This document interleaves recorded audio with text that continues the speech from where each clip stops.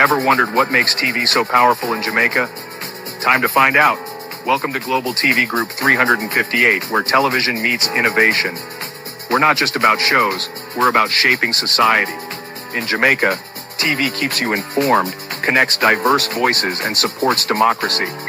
Imagine a Jamaica where broadcasters unite, sharing data and collaborating globally. That's us, a unified voice in the TV industry. Did you know TV advertising is still king? It drives website traffic, boosts brand equity, and powers integrated campaigns. Even in an age of digital, TV stands strong, resilient in tough times. Our global TV deck is your treasure trove of insights and data. With charts, graphs, and success stories, it's your guide to impactful TV advertising. Curious to learn more? Visit our website and see how Global TV Group 358 keeps television at the heart of entertainment in Jamaica. Get ready to binge watch the future.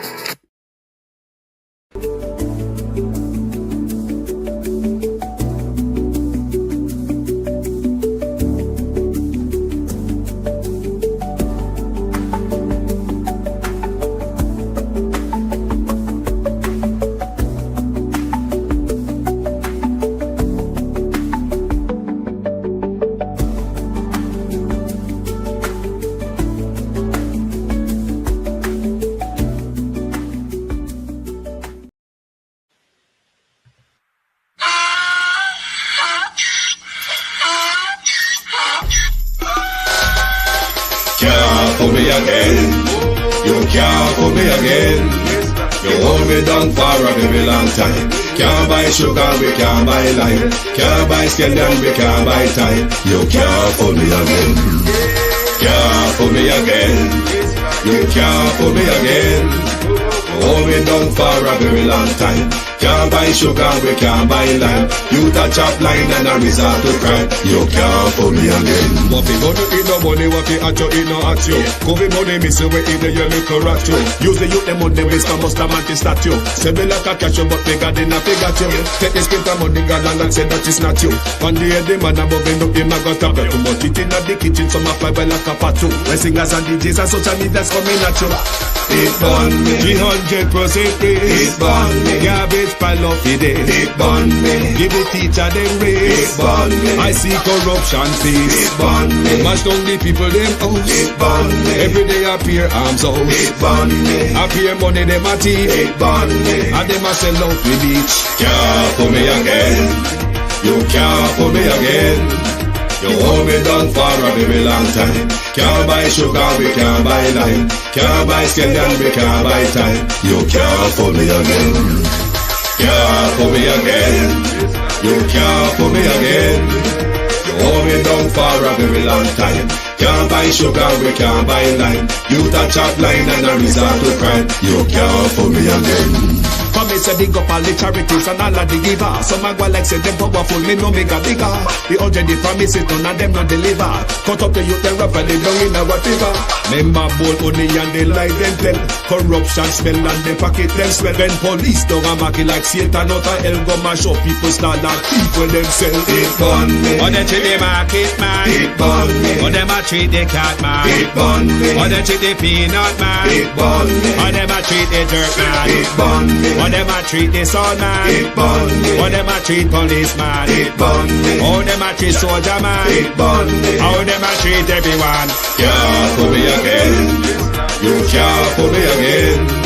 You hold me down for a very long time. Can't buy sugar, we can't buy lime. Can't buy scandal, we can't buy time. You can't for me again. Can't. Stibbidim day, stibbidim day. We in Global TV say certain kind of friend we no keep.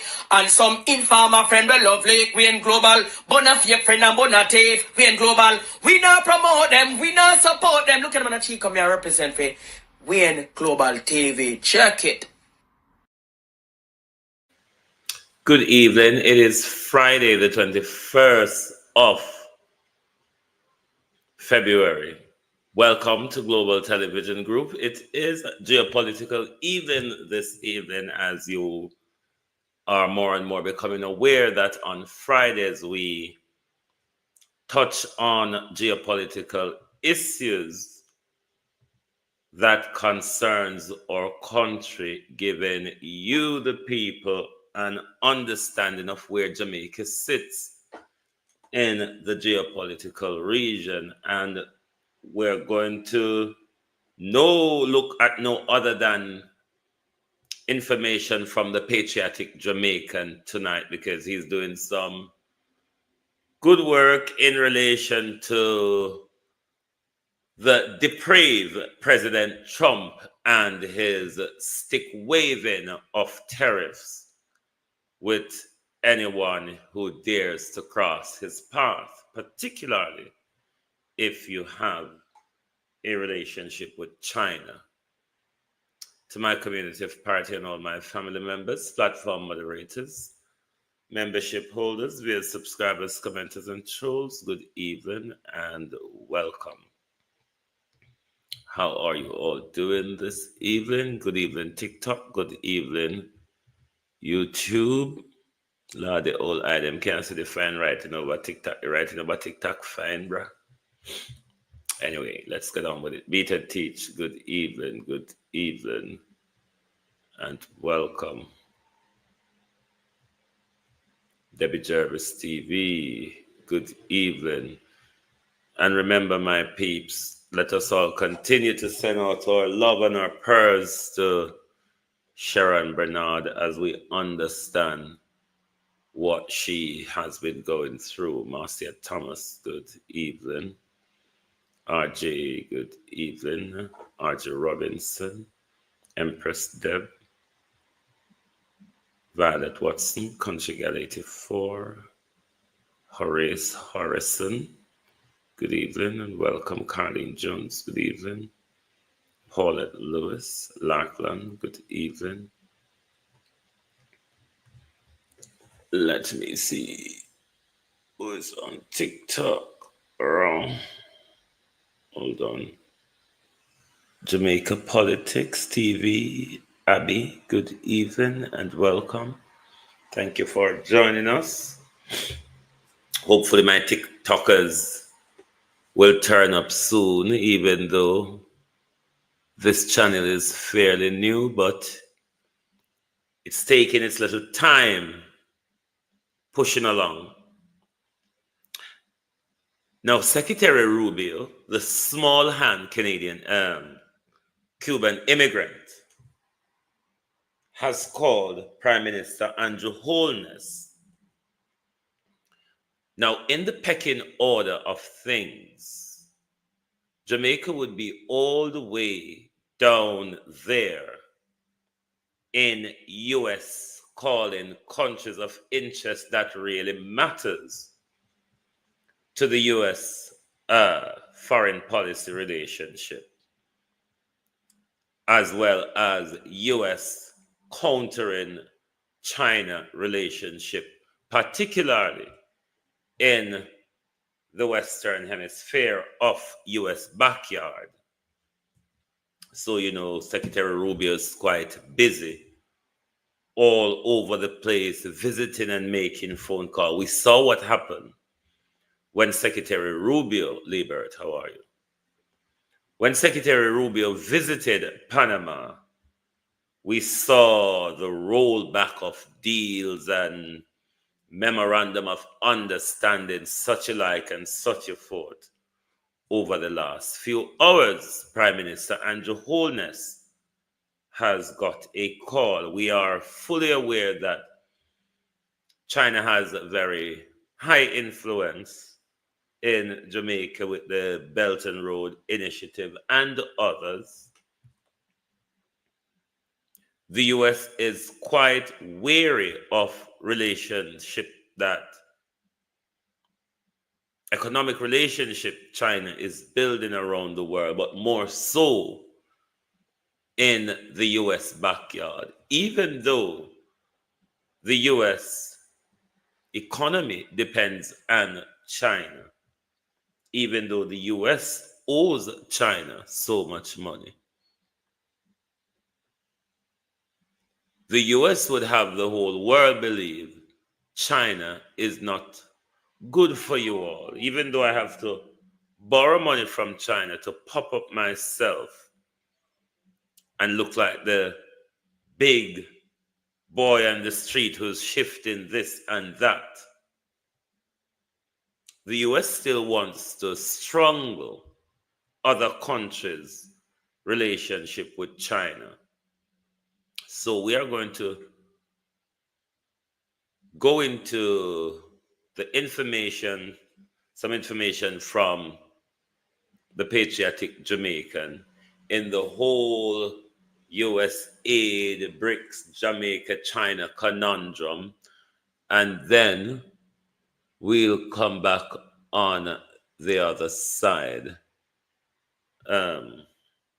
after we listen to this section of the information, then this more linked to the cutting off of aid and the forward movement of Brics. Let's get into this segment of it, and then we look at certain issues that he raised on the other side. And don't forget to subscribe to his channel. He's doing quite some good work. The channel is Patriotic Jamaican. Is this foreign aid or foreign agenda? Buckle up, because this is a wild ride through international politics, controversy, and Elon Musk roasting government spending. Stay tuned. What did Trump do? Why was US aid under attack? Stick around to find out. Hey, patriotic internet friends and family, welcome back to the channel. In this video, should the US be funding LGBT advocacy through USAID aid donations in Jamaica? This is not the first money I get donated towards the whole alphabet agenda in Jamaica. Who remember in 2022 when Canada donated 9.8 million Canadian dollars, which would have been equivalent to around maybe 1.2 billion Jamaican dollars, to push said reproductive rights, i.e. abortion rights, and LGBT rights in Jamaica. Yes. And we saw Olivia Babsy Grange and Juliette Cuthburn Flynn, you see me, when that money was handed over to Jamaica to push that said initiative. So none of this, no new, even though Trump take over and I say, all right, look, the adults are in charge, picking them now run America again. No more wasting a US tax dollars money to go towards this garbage of pushing no LGBT agenda, because we're not supposed to use US taxpayers money to do that. So Trump cut that the card, but Canada is still there. We can only hope now, say, a serious government takeover. I mean, me attack Trudeau them opposition, win the next election and get out Trudeau party, because a Trudeau them they donate the 9.8 million Canadian to Jamaica. So make we go back in our time capsule now, where in 2007 when Andrew Holness was the education minister, the teacher them bust out a story that there was this alleged textbook that was to be introduced in the schools. And in that said textbooks, you had chapters on same-sex relationship, same-sex marriage, same-sex couple raising children as a family. And the teachers them say, no, we not teach our children that. The church come out and start burn a fire as well. So Andrew Holness at the time, as the education minister in 2007, come out angrily, very vexed now, you know, and say, no go so. So you can see, say, as far back as 07, the Labour Party, JLP, has always been entangled up in and amongst this whole LGBT agenda where them a try push on the youths, because of the youths them a target. And we as adults, because they know say we don't want nothing to do with that. So the health and family life education curriculum for schools was ordered to be revised in 2012 because that curriculum appeared to be normalizing the homosexual relationship. And in 2014, several children's homes across Kingston and St. Andrew was introduced to a sexual education course within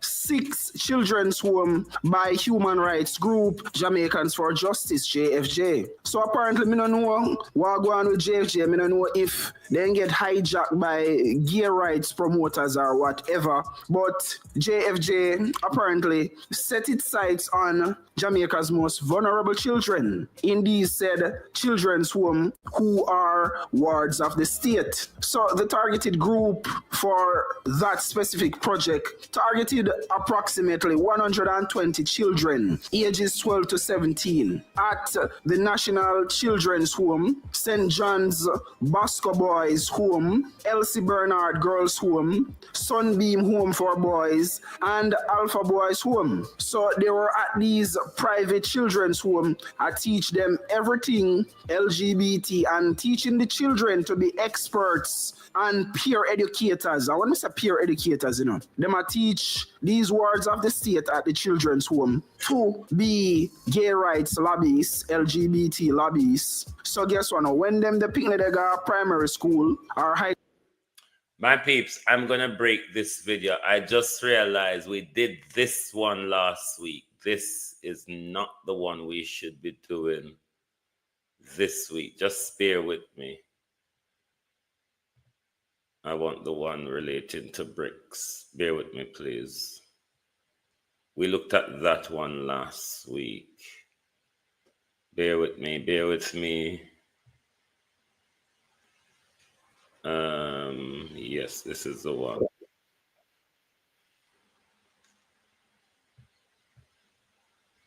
That's the one. This is the one I want to look at tonight and another one after, but hold on.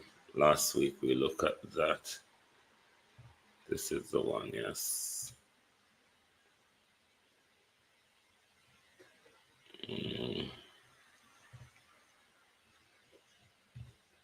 Sorry about that. This is the one I really want to look at tonight.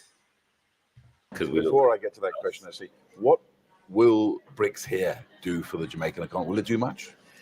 It can. It can. The opportunity to network, the opportunity to raise issues, this platform of industrialized countries, but countries. Jamaica is at a crossroads. With the rise of Brics, an economic alliance of Brazil, Russia, India, China, and South Africa, some wonder if Jamaica should align itself with this powerful bloc. But is joining Brics really in Jamaica's best interest? In this video, we break down 15 critical reasons why Jamaica should never join Brics. From trade imbalances to security risks and diplomatic consequences, we'll explore how joining Brics could impact Jamaica's economy, international relations, and future stability. Stick around to find out why staying aligned with traditional Western partners may be the smarter choice. Number 15. Human rights and global reputation.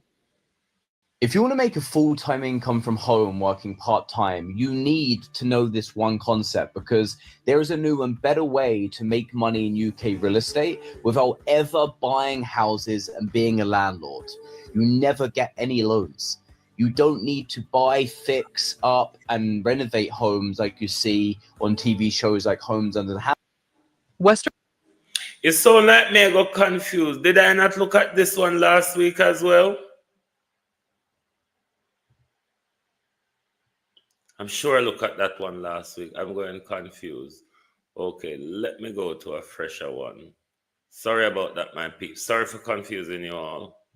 China is quietly buying up Jamaica and the Caribbean, ports, roads, even five-star resorts. But is this investment or a takeover? And what does Donald Trump have to say about all of this? Buckle up, because this is a geopolitical showdown you don't want to miss. Hey, patriotic internet friends and family, welcome back to the channel. In this video, a lot of people been speculating, say China own Jamaica and the Caribbean. And sorry about the confusion, my people. I think I got it right now. take it over from America. So in this video, we are going to put all of that to rest. We have all of the facts, all of the receipts, and basically have all of the tea for exposing this breakdown and deep dive. So watch the video till the end. First off, we are going to establish China's growing presence in the Caribbean through billions in investments and soft loans. China has steadily expanded its economic and strategic presence in the Caribbean by investing billions of dollars through a mix of direct investments and soft loans. Since 2005, at least $7 billion has been funneled into major infrastructure projects, including ports, roads, bridges, airports, and luxury resorts, though the actual figure is believed to be in the tens of billions. Unlike Western lenders, China's financing often comes with fewer political strings attached, making it attractive to cash-strapped island nations. However, many of these soft loans come with conditions that require Chinese contractors, laborers, and materials, allowing Beijing to gain long-term economic leverage over these countries. Key strategic assets such as Jamaica's Kingston Free Port, the Bahamas'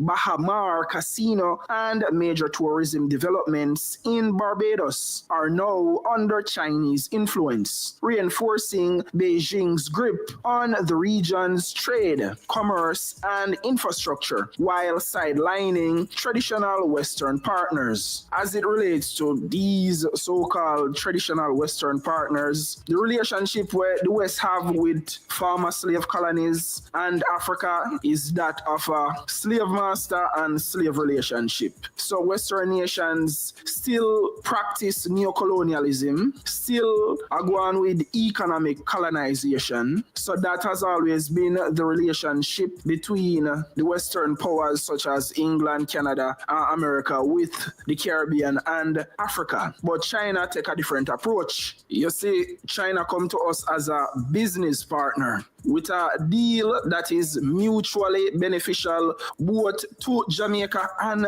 to China. And these Western powers not like that because China equal Brics. You get it? And that's how the West hate about China. So in every way, shape, or form, them a fight and demonize and tell lies and propaganda on China. These loans that we get from IMF and World Bank and private Western lenders, it is one-sided. It is only meant to benefit the West. Jamaica has never benefited from no IMF or World Bank loan, never. Now, let me explain the Belt and Road Initiative, BRI, and how China is strategically securing influence. The Belt and Road Initiative, BRI, is China's global infrastructure economic development strategy aimed at expanding trade routes and strengthening its geopolitical influence. Launched in 2013 by President Xi Jinping, the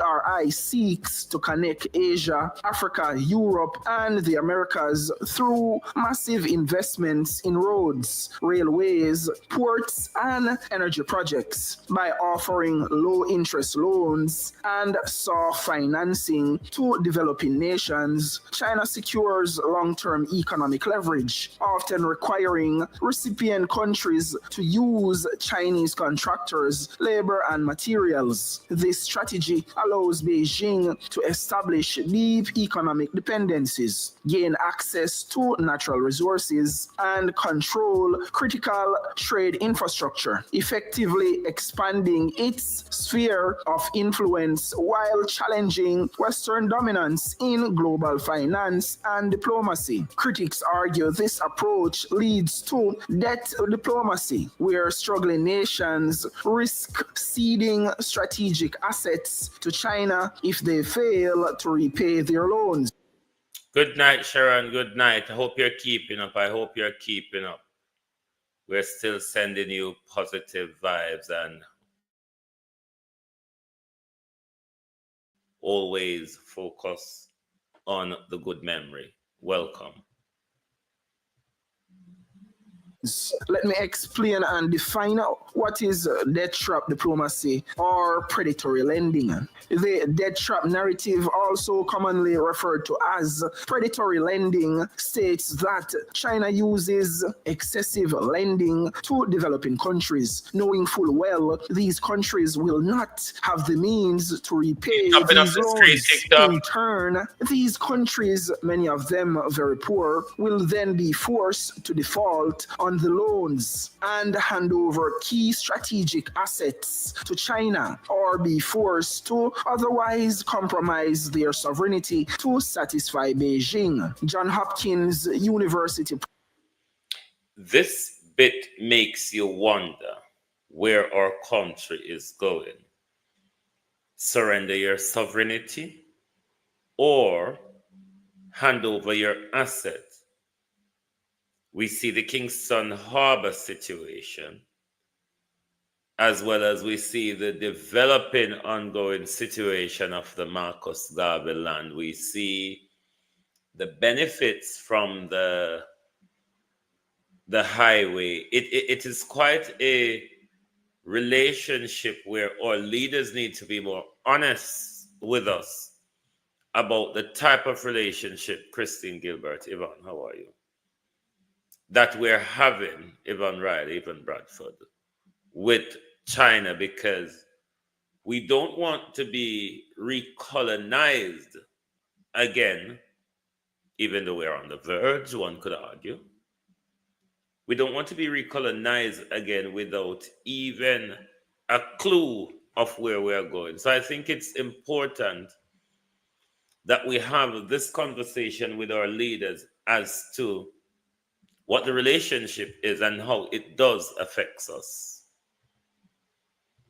Professor and director of the China-Africa Research Initiative in Washington, D.C., Deborah Brattigam, says no evidence of Chinese debt traps in Africa. China's critics of the Belt and Road Initiative, who accuses China of pursuing this said debt trap diplomacy, these critics are largely led by the United States, who are determined to warn developing countries about the risk of borrowing too much money from Beijing by saying things like, no borrow no money from China, they more use their loan to financially entrap.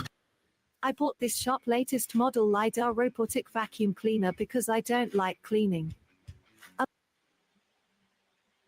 Economically vulnerable countries as a part of a broader effort to exert political influence and control. Those are the lies and propaganda where America and the West are push. So me just debunk the narrative we're out there, which is China own Jamaica, China own the Caribbean, China practice predatory lending. So in this video, I present the argument, which is the current narrative, and then me debunk it with the counter arguments. You get me? There is no evidence anywhere in the world to suggest that China is practicing or involved in debt trap diplomacy with any country where they lend money to. It's a lie. Don't listen to mainstream media. China is not the enemy or as evil as where the West I try paint them as. Based off of my research and all the information where me read through and go through so far.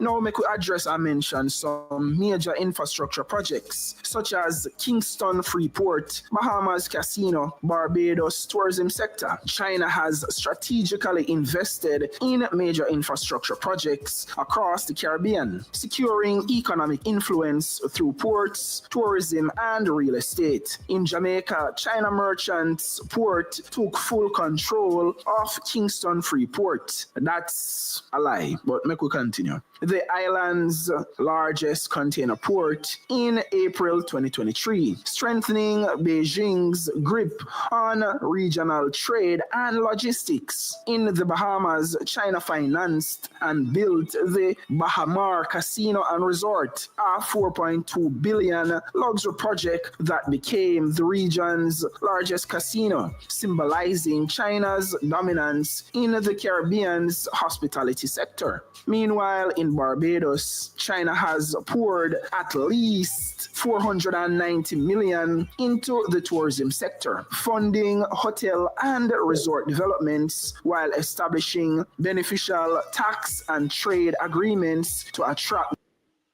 Refresh your system, Ivan Bradford, because nobody else is telling me anything of the audio. Everybody else seems to be hearing well.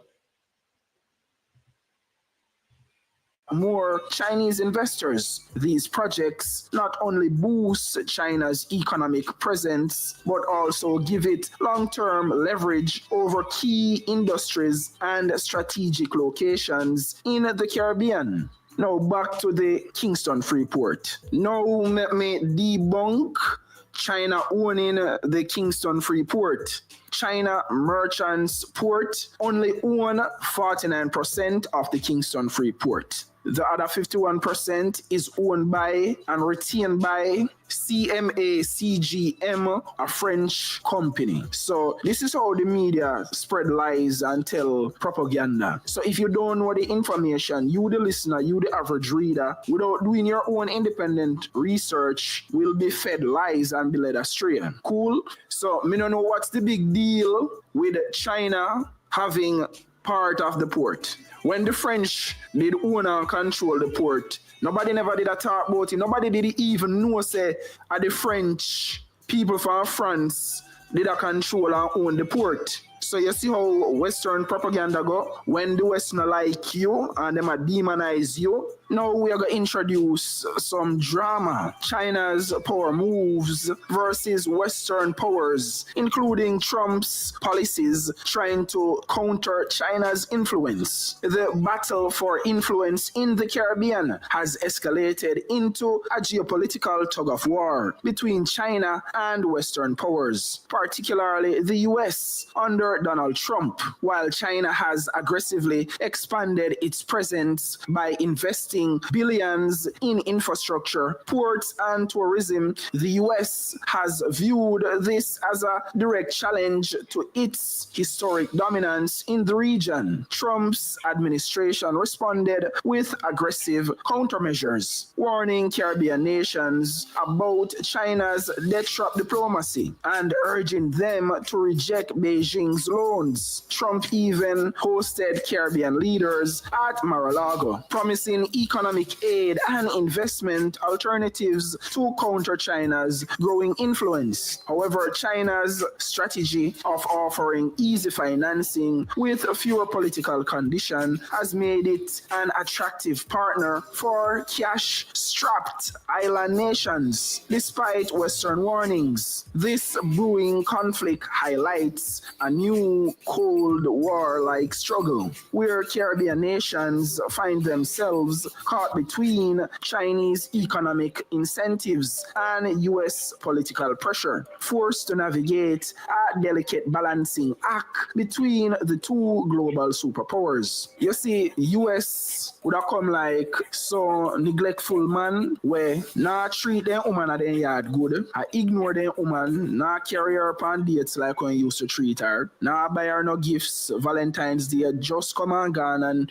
ignore her, I focus on other things road. And then she meet a new man. Jamaica meet China, and China come and do what US never did do and should have been doing. So as comes America basically lose the Caribbean to China. When we see the big scandal we bust out about USAID and the billions on top of billions of dollars where they squander and waste on pushing aquatic creature agendas, when don't make no sense, all because them a try push a global depopulation agenda, because guess what? Man to man and woman to woman can't produce no offspring. You get what I say? So meanwhile, America focus on crap like them there, nonsense like them there. China come in and just take over. I am all for China. I am all for Brics. But here's where things get messy, because these investments come with strings attached, and and some Caribbean nations are starting to feel the squeeze. At this rate, don't be surprised if the next dancehall hit is sponsored by Beijing. And you know how Western propaganda go already. Oh, China come with death trap diplomacy, and you know the West, not like in Brics or no nation with the inner Brics, because Brics is too powerful. Them a demonize China and a spread lies and propaganda and attack. But death trap diplomacy, some experts warn China's loans are a way to control small economies. That I lie on the propaganda with them a spread from China. So now the veil has been lifted and we realize that is what the IMF and World Bank and countries like America, that's their strategy where they might use all along to control small and developing nations like Jamaica. So because them know say that them a do and have been doing, them a try put their strategy onto China for trick and confuse if you say, oh, yes, see it, what they must say makes sense. Death trap diplomacy, economic colonization, it makes sense with truth. You see me? But in reality, that is what they are doing and what they have been doing to us. Feeling my husband at 8 inches after this honey hack was like the first time I was soaked like a waterfall. A style way and I put it on China. Not no go so. Trump versus China. When Trump was in power in his first term, his administration warned Caribbean nations against China's influence. And now in second term now, and not change because China influence even grows stronger under the Biden-Harris administration. As we can see, the Biden-Harris administration USAID for fund LGBT advocacy in Jamaica. Then give we no money for build no roads, build no school, build no hospital. Then give we nothing for uplift we. China's loans are for uplift Caribbean islands. Based off of when me I see with my own two eyes. And when me I read and research for myself. America and the West will not give you no money for make you develop and grow. None at all. Them a hold you down. That is true when it comes to the IMF and the World Bank, as opposed to China's style of development where you actually see it with your eyes. When it comes to Western development, you often hear that it is going to happen, but it's never been actualized because the World Bank and the IMF is what you really call a debt trap. This is how they hold their colonies at bay. So there's loads of propaganda warfare. So that's why it's important for us to listen to information. That's why you see them demonize China and I go so hard to spread lies and propaganda upon China because China uplift and build we up so we can be independent. You see me? And America and Europe, England and Canada, them no want that. The former colonizers don't want that. That's why yesterday they go so hard with their smear campaign to tell lies from China. Them even go as far as to say Barbados cutting ties with the Queen. UK politicians suggest China's influence pushed Barbados to drop the monarchy. Those are the lies where the West tell. You see me? So this politician in England, some Tom Tungen Hat, chairman of the UK's Foreign Affairs Committee, accused Beijing of playing a large role in Barbados's recent call to drop the Queen as the head of state. Things like them that them put out in the media, in a mainstream media outlet, mainstream newspaper, lies and propaganda. Them say Western companies pushed out, Chinese firms dominate projects while British and American companies struggle to compete. Yeah, because China is a better option. You see, China come to the Caribbean. You see, this is one of the hypocrisy of Western media. They'll never tell you the stronghold that China have in their even very own Western country. Most of these new property development that are going on in the United Kingdom, the Chinese are them lot from Dubai own it. The Americans owe their life to the Chinese in debt. But they would make you think that is only their former colonies or so-called third world, quote-unquote, developing country. that really have to depend on China, but it's really not true. The US economy cannot really do without China at the moment. And to Africa as a partner. That are the difference between China and the West. When the West are deal with Caribbean former slave colonies, Africa, them are deal with you like, I am in charge and you're the slave. You do what me say. Simple as that. You do what me say. I mean, I do nothing for you and you have to do what me say. So there's no partnership between Jamaica and America. There's no partnership between Africa and America, Africa and England, Africa and Europe. No. Then talk down to you and dictate terms to it. Picture this for example. When these people, like for example, America called big meeting with the Caribbean leaders, Trump called big meeting with the Caribbean leaders, it's basically if it tell you what you doing on. You get what me I'm saying? And talk down to you and dictate terms. And at the same time, then promise them all do this, promise them all do that. But then I do it. And some locals in Jamaica and within the Caribbean will say Chinese construction firms bring their own workers, taking jobs away from locals. Me, not see nothing wrong with that. Honestly, I don't see nothing wrong with that. On the flip side, during the roadwork construction, I see whole heap of locals. That's why we want to know, because I wish I was a fly on the wall, both end of the telephone call. Because it's important to know the orders that Marco Rubio gave to Andrew Holness and how that order will impact us as a people. It is really important that we press the Prime Minister to find out what was the conversation about. Locals at work would like maybe one Chinese or supervise the project. You see me? So you cannot blame a nation like China who practices nationalism. Jamaica need to start practice nationalism. That's why China so powerful. They believe in themselves and then build themselves. China them come from nothing. A lot of you don't know the history of China. China is coming from a third world status. So make that sink in for a second. China was a poor, struggling, developing country. China's rise from a poor developing country to a major economic power in about 4 decades. So we are talking about a 40-year time span is very impressive and spectacular. And how did this happen? Through some serious economic reforms. You see, China maintained policies that kept them economically very poor, stagnant, centrally controlled, vastly inefficient, and relatively isolated from the global economy. And all of this happened in 1979. That's why I want to hear me so big on patriotism and nationalism, because that are the key to Africa and the African diaspora becoming a dominant global. And this is this is Jamaica's biggest problem. We're not patriotic to Jamaica. This is why I'm so disgusted when it comes to tribal politics. Because what that does, that erases, if you're over tribal, it erases the fact that a country exists.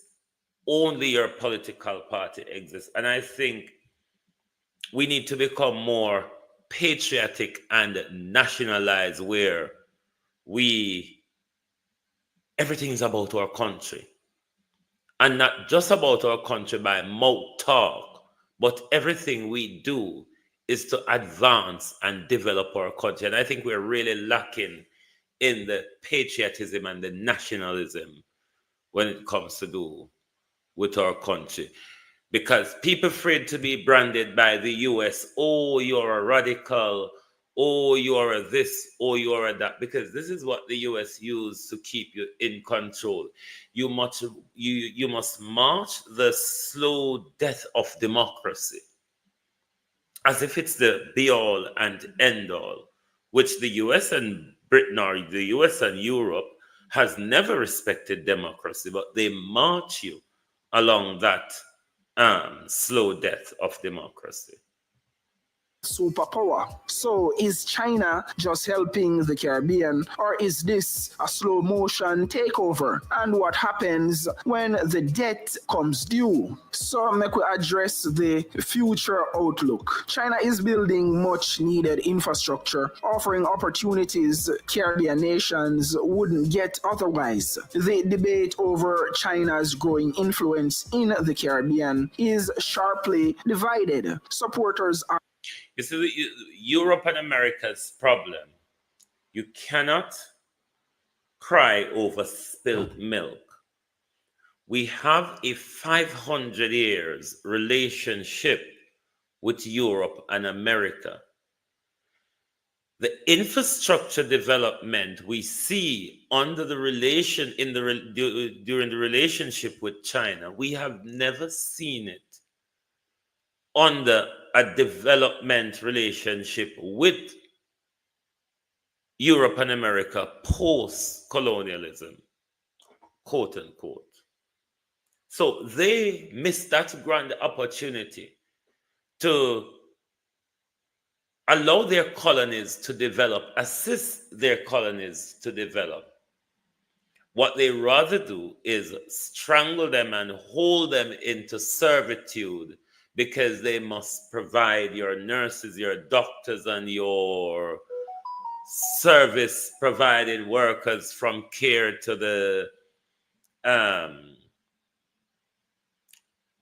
tourist and entertainment industry and all the others you can think of. So the US and America, the US and Europe is really crying over spilled milk. They have their opportunity and they've made a mess of it.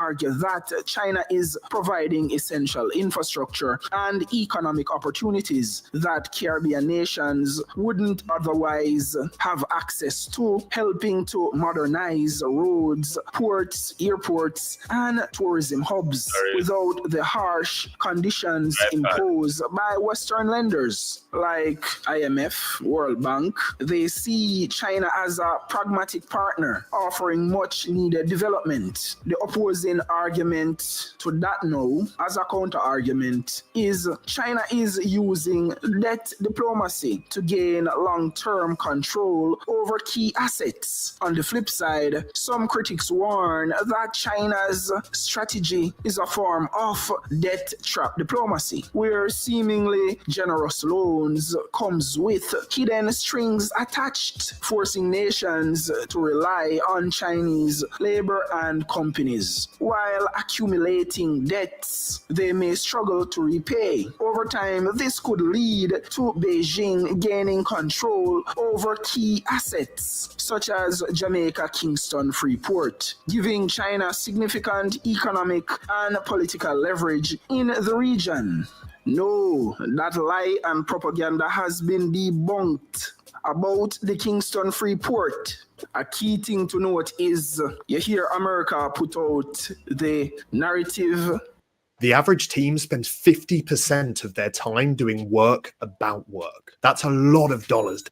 Of the debt trap diplomacy. You see, they are the ones who actually invented terms like that. They are the ones, along with multilateral agencies like the IMF and the World Bank, who engages in and practices these said predatory lending and debt trap diplomacy. That's why them I use the term. You see me? And I try brand China with that lie and propaganda. One thing you need to learn about America and the West, you see, anything where them accuse one next country of doing, they are the ones who are actually practicing and doing it. Don't fall for the lies and the propaganda where them try spread and put on China. What's next? Is the Caribbean trading one colonial power, i.e. the West, for another, China? Predictions. Will the US push back harder? Will Caribbean nations resist Chinese influence?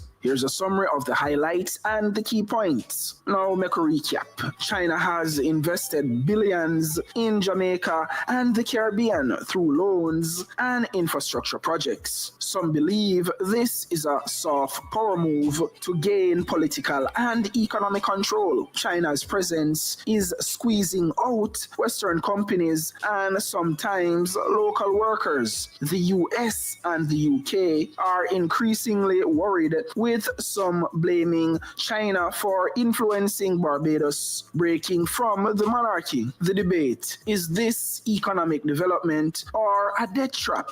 And if you want to see how Trump responds to China's global influence in the Caribbean and Jamaica, click here to watch the next video. Make sure to like, share, and comment with your thoughts. Do you think China is helping or just trapping these countries in debt? Let's discuss in the comments. My peeps, remember to subscribe to his channel, Patriotic Jamaican. He's doing a lot of good work over there. When another independent journalist does good work, you must support them. So make sure. And big giant aquarium. That's why I'm glad the Democrats. Hold on. This is another interesting piece of information as well. Let's tap into it, but make sure you subscribe to his channel. His information is good information. Trump draws the anti-China line in Jamaica. The real story. Imagine this: Donald Trump sipping a Diet Coke at Mar-a-Lago summons a handful of Caribbean leaders, including Jamaica's Prime Minister, for a little friendly chat, or maybe not so friendly.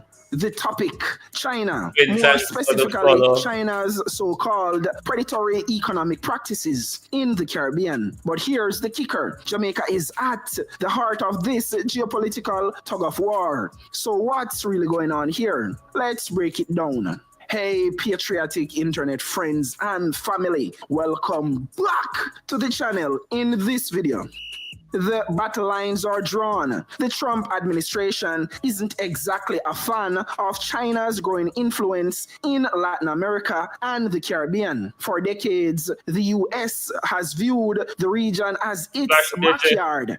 But here's the problem: China has been making some major moves, investing in infrastructure, pouring billions into trade, and even funding key projects in Jamaica, from roads to seaports, bridges to stadiums. China's fingerprints are everywhere. Trump's response: he invites leaders from Jamaica, the Bahamas, the Dominican Republic, Haiti, and St. Lucia to his Florida resort to discuss the issue. Translation: the US wants Jamaica to pick a side, Team America or Team China. In other words, kick out China, cut off China, get rid of China. And let's be real, Trump isn't exactly known for his diplomatic finesse. But why is Jamaica so important in this power struggle? And how did we even get here? Stay with me. Trump versus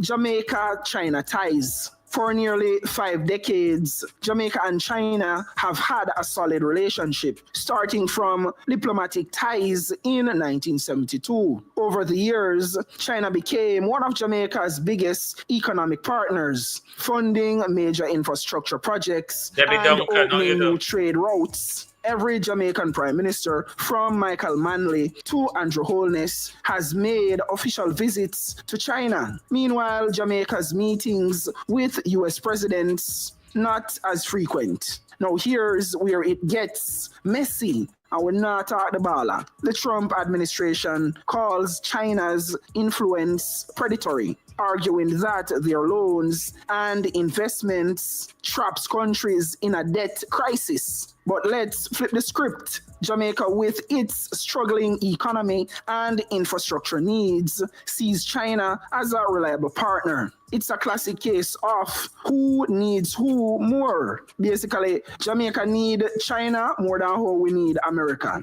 The dramatic conflict. US officials are literally driving on Chinese-built roads, paying tolls to Chinese companies, and attending meetings in Chinese-constructed government buildings. Irony much? China is outpacing the US in education, trade, and infrastructure investments in Jamaica. Trump's government accuses China of economic colonization, while Jamaica insists it's just business. China is not economically colonizing Jamaica.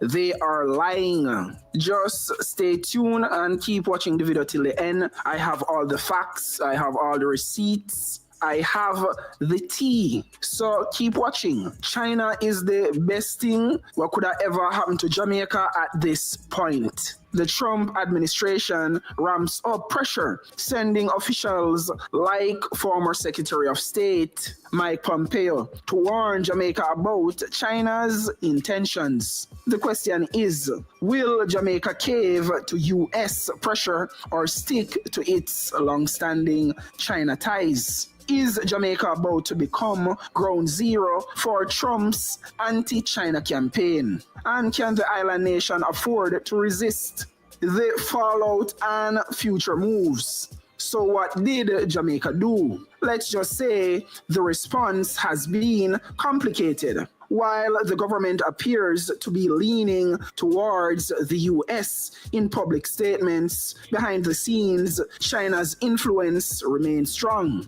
Loans and infrastructure projects don't just disappear overnight. Former Jamaican governments managed to maintain good relations with both superpowers. But the Trump administration's America First policy isn't leaving much room for middle ground. And we equally have a Jamaica First policy where we are say China and we are say Brics. The pressure is on for PM Holness or any other future Jamaican Prime Minister. Does he prioritize diplomatic relations with the US? Or does he continue to embrace China's investments for Jamaica's economic growth? One thing is clear, Jamaica isn't about to cut ties with China anytime soon. But how it balances this geopolitical tightrope will determine the island's future. Here's a summary of the highlights and the key points.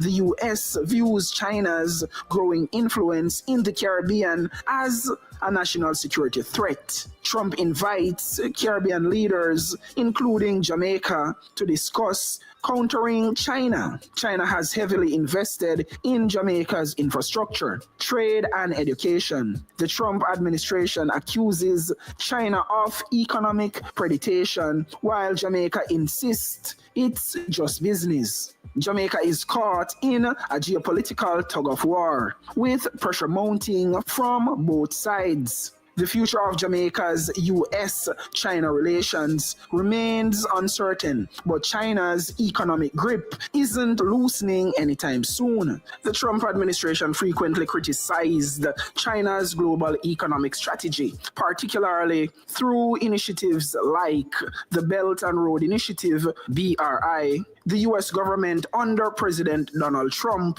labeled China's influence as predatory, arguing that Beijing's financial and investment practices were designed to entrap developing nations in a cycle of dependency. 1. The concept of predatory influence. The term predatory influence suggests that China's economic engagements, particularly in infrastructure financing, are exploitative rather than mutually beneficial. The Trump administration and its officials, including former Secretary of State Mike Pompeo, accused China of using deceptive economic strategies to gain leverage over countries, particularly in Asia, Africa, and Latin America.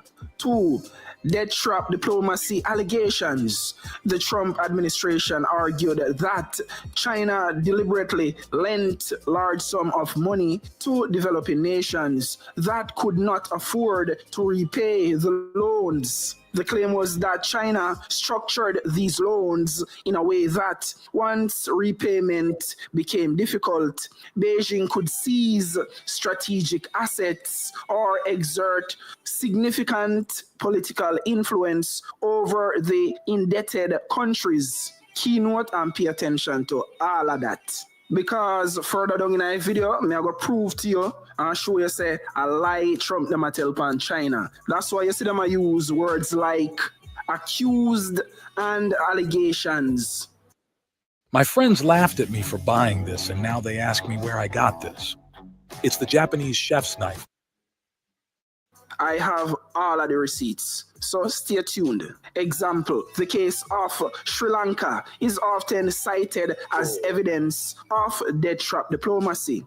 When Sri Lanka struggled to repay back Chinese loans used to build the Hambantota port, it was forced to lease the port to a Chinese company for 99 years.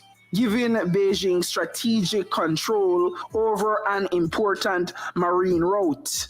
3. The Belt and Road Initiative, BRI, and its risk. The BRI, launched in 2013, is a massive global infrastructure project aimed at connecting Asia, Africa, and Europe through a network of roads, railways, ports, and energy projects. While China promotes the initiative as a win-win for global development, critics, including the Trump administration, argue that it primarily serves China's interests by expanding its economic and political reach.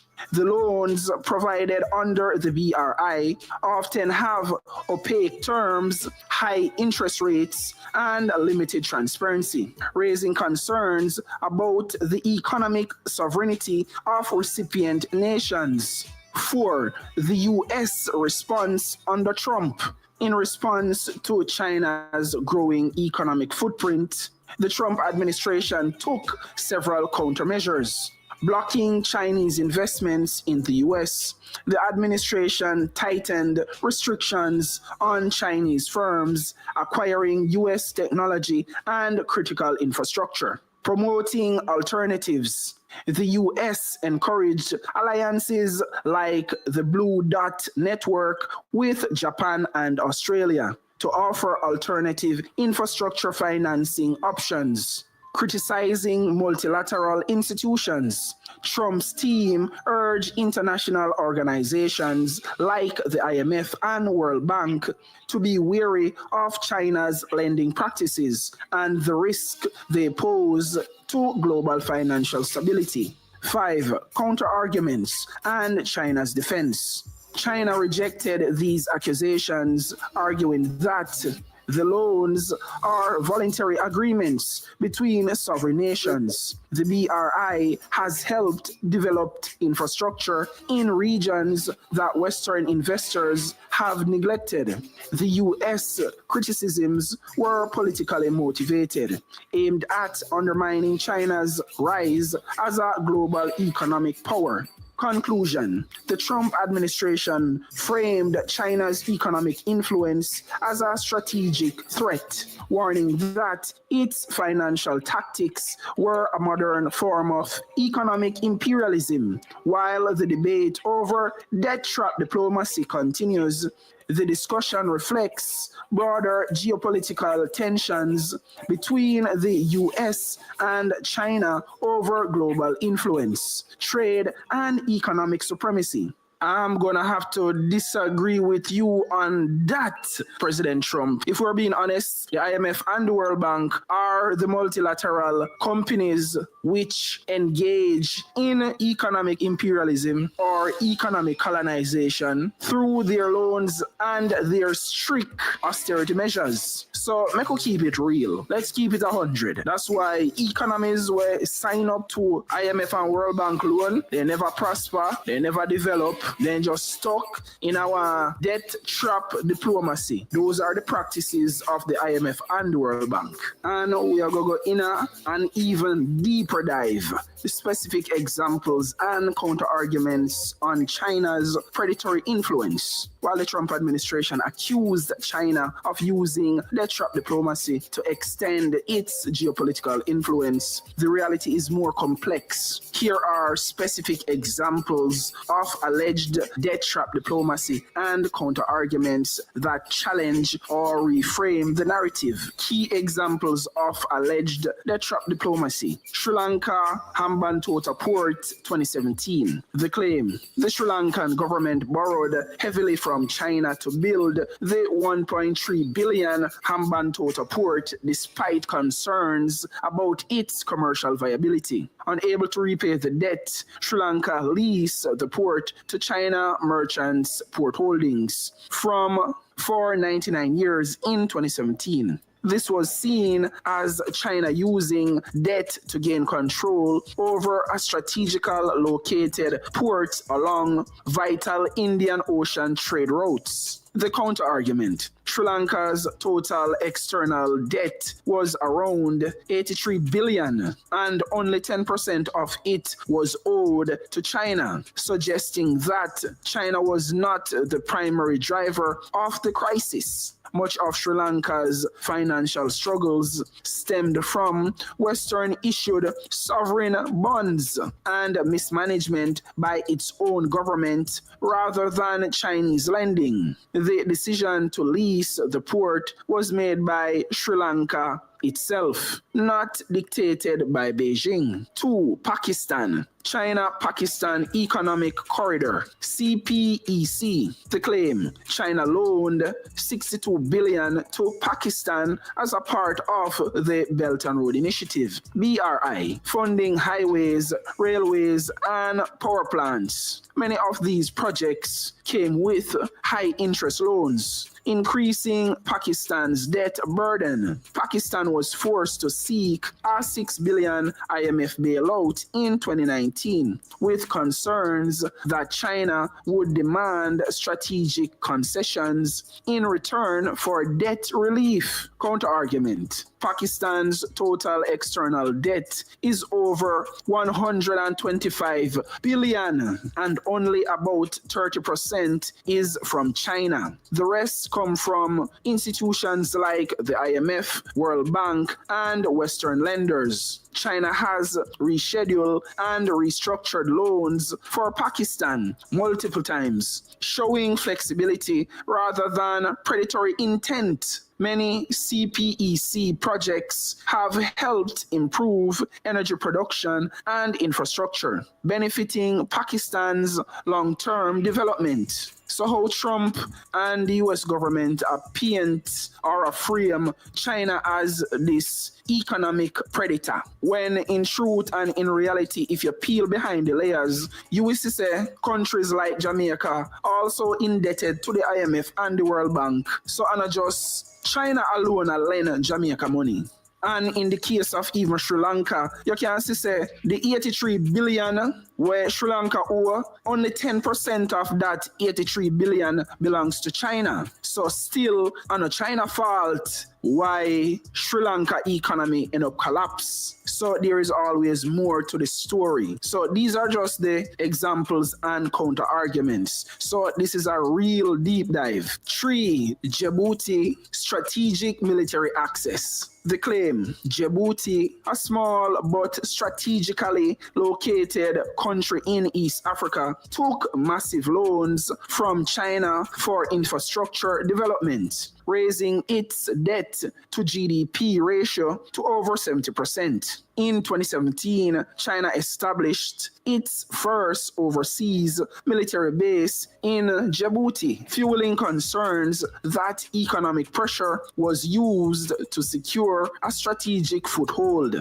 The US warned that Djibouti might be forced to hand over control over its port to China if it failed to repay debts. Counter-argument: Djibouti actively sought Chinese investment because Western countries were unwilling to finance its infrastructure projects. China's loans have helped Djibouti modernize its ports, railways, and roads, improving trade capacity. Djibouti government denies that it was forced into hosting a Chinese military base, arguing that it made an independent strategic choice. Counter-arguments against the debt trap diplomacy narrative. 1. Most countries owe more to Western lenders than to China. A study by Johns Hopkins University found that many countries accused of being in a Chinese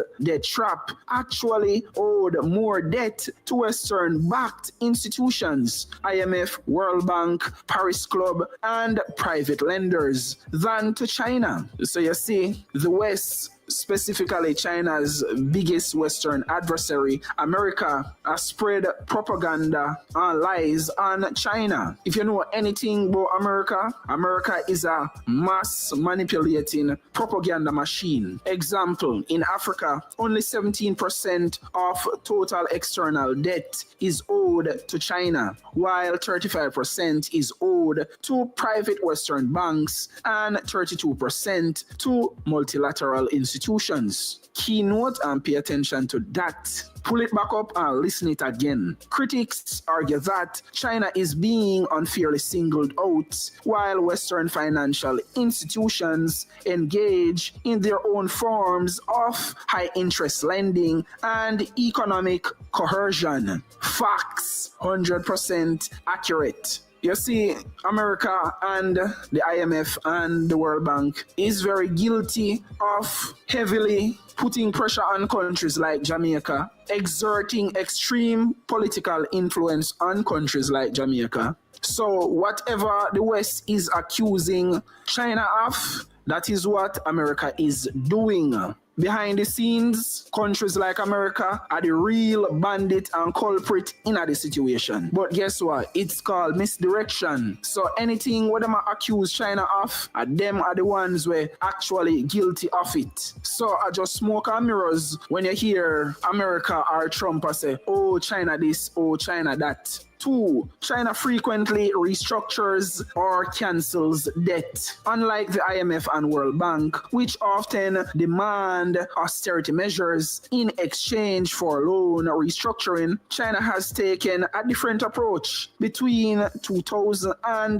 2019, China canceled at least 3.4 billion in African debt. Look at that. Look on that. IMF or World Bank nor America never do that for no African country. Them never write off no debt or have no debt forgiveness policy towards Jamaica. So why me fi hate China? Because Trump or America say so? Because England and Canada say so? China could never be my enemy or Jamaica enemy. China never enslave Africans. So no Western mainstream media outlet can make me hate somebody whenever do me or my people nothing. China has also rescheduled loans for Ethiopia, Angola, and Zimbabwe without requiring them to implement harsh economic policies. Keynote and pay attention to all of that. Everything what me just read. Example, in 2018, China waived 78 million in debt owed by Cameroon to ease financial pressure. That's why you can't listen to Western media, you know. You can't listen to Western mainstream mainstream media. Can't listen to Trump and America. Remember, so when you say China, you say Brics, you know. So Trump and America and the West now have no choice but to demonize China. Because if you demonize China, you demonize Brics. And we know say Brics is the best thing where ever happened to the world. See, Cuba join Brics, you know. Cuba join Brics. Because we know a long time America have a trade embargo and some serious economic sanctions from Cuba for ever since. Remember, so Fidel Castro and Russia has always been allies from the days of the Soviet Union. So we are talking about as far back as 1959. That's how far Russia and Cuba are come from. And when you say Russia, you say Brics. So it was a natural progression for Cuba end up join Brics. And with all of those economic punishments where America did exert and put on Cuba, Cuba still survive and still thrive. Cuba end up have some of the best doctors and nurses in the world. So for a lot of people will say, oh, if Jamaica go join Brics, America go cut we off. So what? You don't want to be independent and stand up on your own 2 feet. You don't want to be in a infantile baby stage forever. We're still a creep, still a goo gaga. I depend on people for feed, you know. You don't want to walk and start run and start drive and start fly. That's supposed to be a natural progression for every country and every economy. I think we were lied to and miseducated about communist countries. When you're born and grow in the West, communist countries are painted as evil and wicked, and they don't mean nobody no good, and they might worst thing on earth. But somehow that doesn't seem to be true at all. Remember, Cuba donate and build 2 schools in Jamaica, you know. That is Jose Marte in St. Catherine and Garvey Maceo in Clarendon. And if you know history, the West and America has always been demonizing communist countries. China communist, Russia communist, Cuba communist. So how them are communist countries so kind to other countries? America will say democracy is the best thing. How these democratic countries like America, England, and Canada don't help black countries in the way that communist countries help black countries. Fidel Castro did go down to Africa and help liberate Africans from Western imperialism and colonialism. That's a little known fact, historical fact. We have to start fact check these countries who love preach democracy. What does democracy mean? Has America ever donated no money for build no school in Jamaica, even one basic school? When Cuba donated and built those 2 schools in Jamaica, Cuba no have it. Cuba struggle just like Jamaica, and I try figure it out just like Jamaica. So then give way out of nothing from the goodness of Fidel Castro heart. Rest in peace. Rest in power, my boss. And like America, we always have it. You see Elon Musk dig up a bag of waste spending through USAID. How much billions on top of billions of dollars then squander through USAID if we push aquatic creature and transmission agenda in every country where they can push a waste billions. Now do not meaningful. Now help no countries we need it in no real way. Jamaica also got 1.5 million US for push that said aquatic transmission transformer Decepticon. After using this little device, my father, who is over 70 years old, agenda in Jamaica just the same through USAID. So that is how America choose for uselessly squander their money than for meaningfully help Jamaica. Because you giving us the 1.5 million US there for push aquatic creature agenda in Jamaica, cause you want to turn Jamaica in a one big giant aquarium. That's why I'm glad the Democrats them never win. That now help we, and that was under the Biden-Harris administration. And some people are say USAID is a CIA front. that is used to push ideological subversions in other countries and in also America. 3 countries have agency in their loan decisions, while critics argue that China exploits developing nations. Many governments actively seek Chinese loans because they offer certain advantages over Western financing, less bureaucracy, and fewer conditions compared to loans from the IMF or World Bank, faster approval processes, and the ability to fund large-scale projects quickly. Developing nations often see China as a viable alternative because Western financial institutions have historically been slow or unwilling to fund high-risk projects. The reason why they're uninterested to fund high-risk projects are because they don't want to see your country progress and develop. They want to hold you down and keep you right where you're there. I saw the IMF and the World Bank go to work. Jamaica has not prospered or grew or benefited from all these IMF and World Bank loans where we are take from day one. Because the purpose of those loans is not to make you become independent, is to actually keep you dependent on them. And that Trump accused China of, which is a lie. A rumors Trump has spread on China when he said that. So anything where them accuse China of, or where the Western financial institutions are basically guilty of.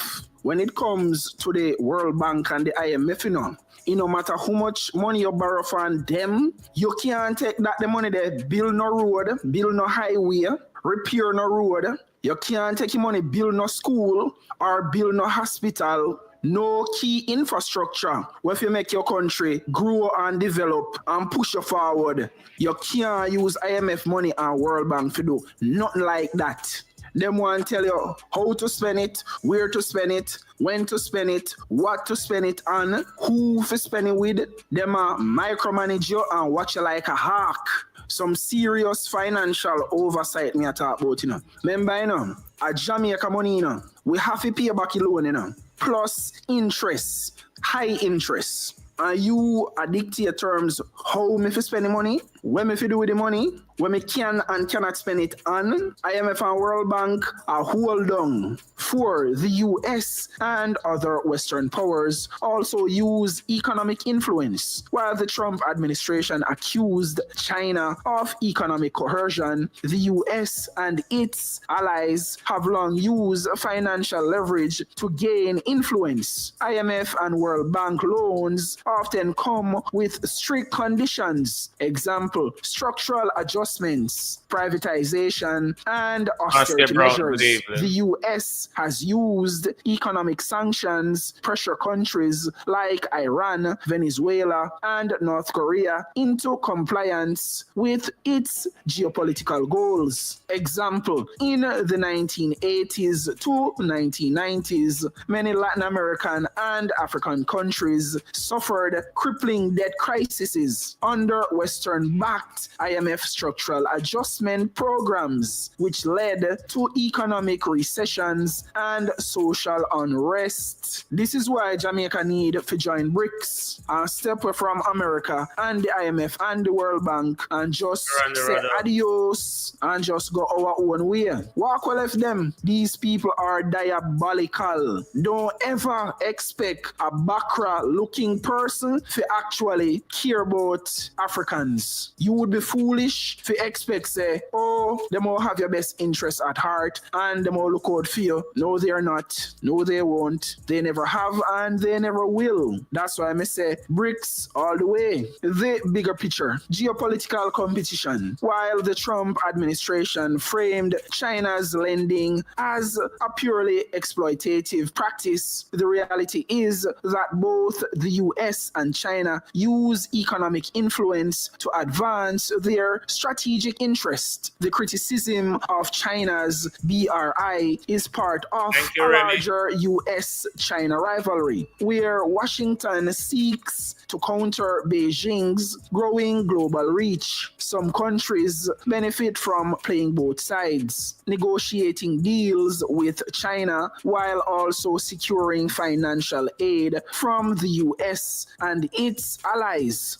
The final takeaways. 1. Debt trap diplomacy is not as clear-cut as the Trump administration portrayed it. Many developing countries choose China loans because they offer alternatives to Western financial systems. 2. Chinese influence is strategic but not always coercive. While some projects raise concerns about debt dependency, China has also cancelled debts and restructured loans in ways that Western lenders often do not. 3. The US and Western institutions engage in their own forms of financial influence. Critics argue that Washington's attack on China's lending practices ignores the historical role of Western institutions in creating debt crises in the global South. 4. The debate is geopolitical as much as economic. The US critiques China's loans because it sees them as a challenge to Western-led financial institutions like the IMF, World Bank, and the global banking system. So what do you think? Is Jamaica playing a dangerous game by trying to balance both superpowers? Or is this just another chapter in the never-ending US-China rivalry? Drop your thoughts in the comments. And don't forget to like, share, and subscribe for more deep dives into geopolitical power plays. Until next time, stay informed, stay in. There you have it, my people. I hope you can support his channel by subscribing because he does good work. All in faster, good evening. Real sweet, Wagwan. Get well soon. Get well soon. Now, I'm not so worried about a relationship with China because inevitably you just cannot avoid it. It's the world economic superpower. My bigger problem is our corrupt leaders. Leadership is a bigger problem for us than there is for the outside country like China. When it comes to US and Britain, it's a kind of different relationship where it's really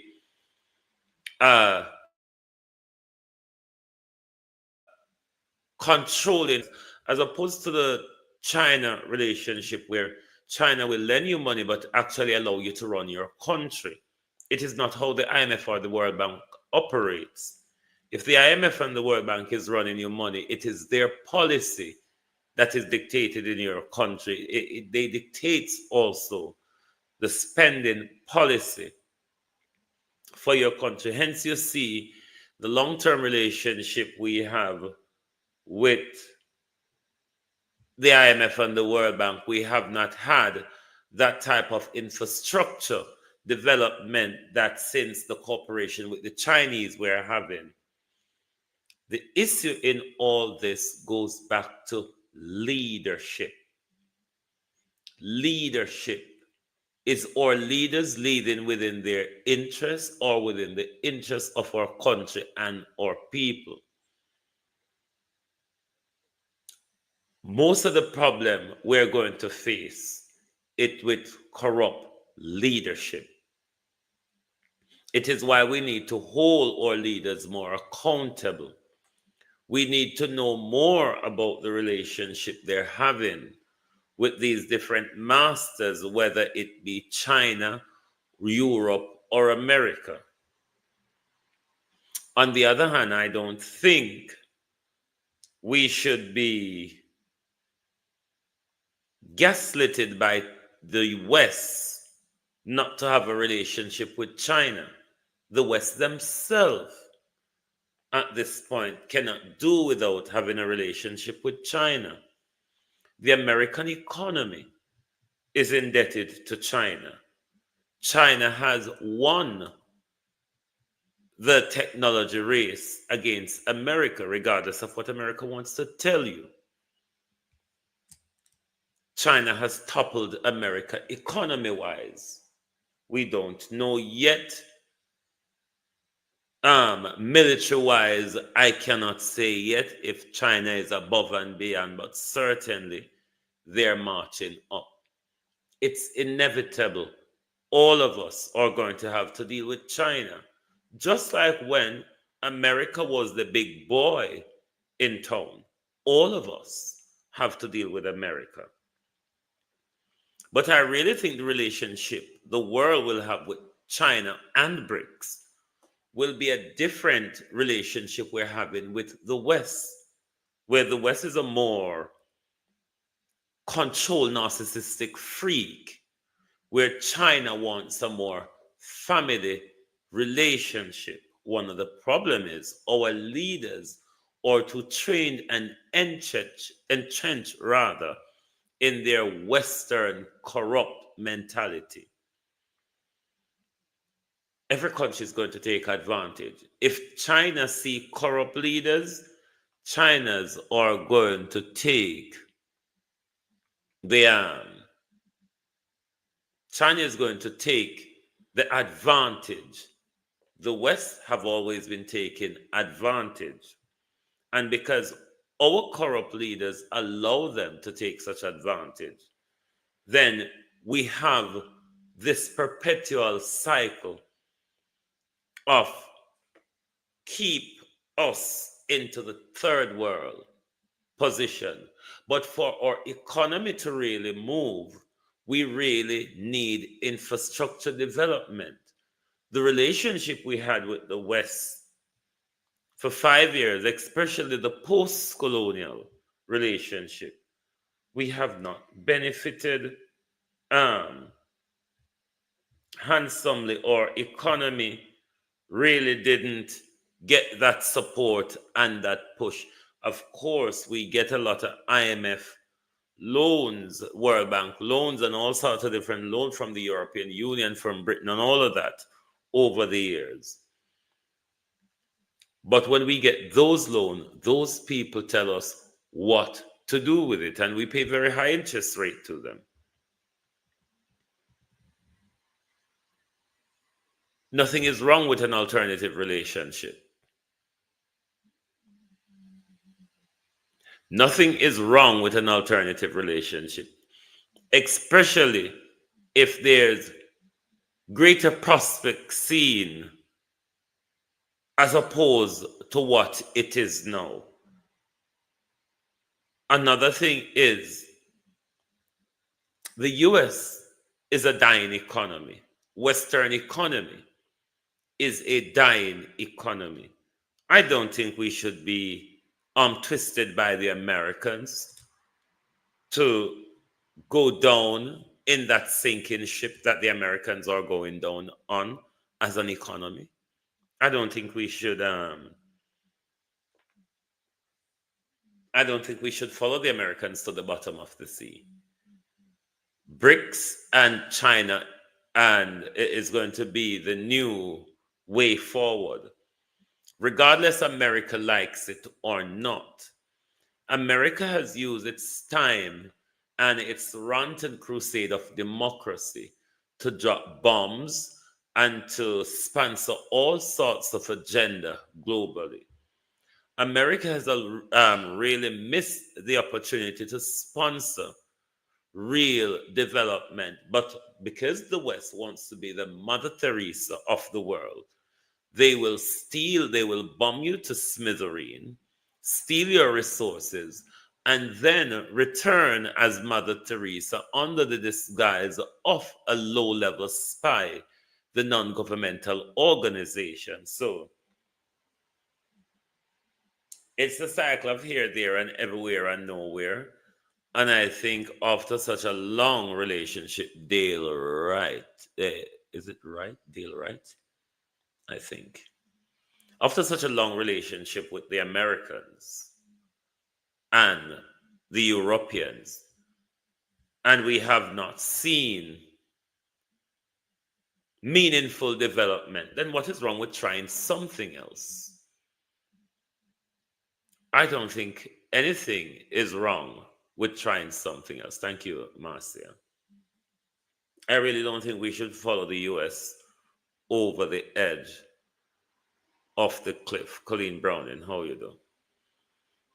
I really don't think we should follow the US over the edge of the cliff. The World Bank and the IMF is really a demonic organization, just like the WHO, the World Trade Organization, and all of these things. President Trump waging a tariff war on anybody who he thinks he needs to throw up the wall who has a relationship with China. It's just not going to do any good for the American economy. Because Trump keep putting taxes on American importers who deal with various different countries will just not help. What that is going to do is shock the American system. So President Trump and his rant with a well-developed China, a very fast-growing India, a very fast-moving Brazil as well. South Africa just needs to get itself together and move out of the mentality of democracy, because democracy is not the be-all and end-all. Democracy creates more conflict than it really solves, to be honest with you. We can have other systems or design our system that does respect human rights, that is not this gun-ho democratic policy, because democracy is, as I said, democracy is tainted in blood. There's other systems that you can advance with that respect human rights. And the human rights argument as well, that the West advances. I never agree with the West talking about human rights. I mean, the people who move around the world dropping bombs at everybody and stealing from them and doing all sorts of ungodly things in the name of war or in the name of changing regime or dropping bombs on people to save them from a tyrannical leader. I really never get such horse manure that Western leaders would come up with. So I never listen to Western leaders or Western country when it comes to the argument of moral and democracy, because they are yet to show the world anything such as moral, the concept they preach of democracy, if they really mean it, respect it, follow it, or really, one could ask, understand what the hell they are telling us about. But I don't think we should follow them over the cliff. I think what we are to do is hold our corrupt leaders to account. So the relationship we have with China is one that really benefits us as a people and not the pocket of our leader, and in the end tilted to benefit China and not us. I think that's where we should put more focus on. And if Andrew's been given a marching order by the small hand Cuban immigrant, Marco Rubio, if Andrew's been given a marching order, Ladybug, and Andrew's not communicating with us, the people, how do we know the risk of tug of war that Jamaica is in or might end up in with US and China, given the rant and rave that President Trump is on with his tariff stick at the moment? So I hope this information brings some different side of the coin to you, because as Donald Trump brand them. The Western medias are always fake news and propaganda. They're always going to write a story in a skewed way through the Western lens and from the Western propaganda perspective. There's always a red square war between the Western Democrats and the Eastern, what they would call communists, because what they call communists is more sometimes social democracy, but they use the word communism to keep people fearful of you losing much when we have not really gained much under democracy, really, because we still not have land rights. Them tax upon everything. All when you own a house, when you own piece of land, you still have to pay tax every day. So democracy for me is a scam. And I don't think we should continue to perpetuate the scam of democracy if we're not benefiting from it. So make sure when you subscribe to the Patriotic Jamaican, so when he puts out a video, you have his side of the story from the research that he has done. Thank you all very much for being here tonight. TikTok, thank you very much for your support. This page is growing. When it grows some more, we will use this page as our panel discussion, free speech page, but we're waiting until it gathers a bit more audience. Omar Boswell, good evening. Good evening. So when this TikTok page grows some more, we'll start having some conversation on it where you, the people, can get the chance to speak, because I waddle on for quite some time of the day, Ladybug.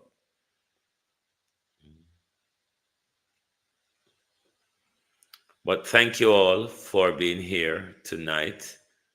Kathy, Colleen, and everyone, Marcia, thank you all for being here on the Global Television Group tonight. It is Friday. If anything breaking tomorrow, we will run out and see what's going on. But if not, we will try to have our weekend break. Thank you very much for your support. Continue to support by subscribing and following whatever platform you are watching from. Thank you all very much. Have an enjoyable weekend. And don't forget to always keep positive. Once again, to Sharon Bernard, keep up, keep strong, and real sweet. Get well soon. Thank you all very much, everyone. Good night from Global TV, and have yourself an enjoyable weekend.